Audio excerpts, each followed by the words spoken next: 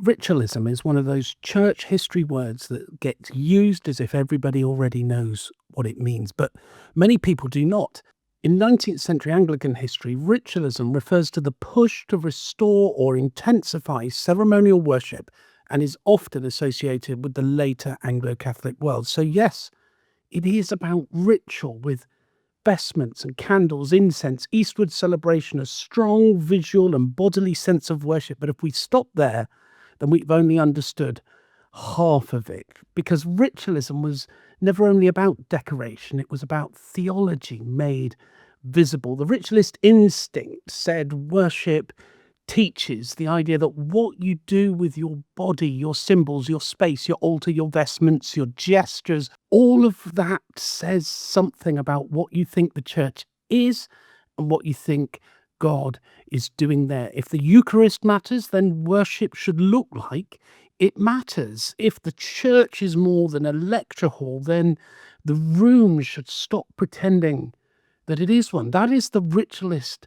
logic. Now, critics saw this very differently. To many Protestants in Victorian England, ritualism looked like Romanism by the back door. It felt like a betrayal of the Reformation, a creeping return of priestcraft and superstition and this theatrical religion. And because England was not only arguing about worship, but about a whole national identity and class authority and the meaning of Protestantism, these ceremonial changes caused extraordinary conflict. Now, ritualism was not only fought out in wealthy churches and within university talk, it often became powerful in poor urban parishes because some ritualists believed the poor deserved beauty and worship, not just the leftovers or a stripped down religion for the respectable or a bare sermon and a moral lecture, but real beauty and sacrament, presence and dignity. That is why ritualism and the slum priest story became intertwined.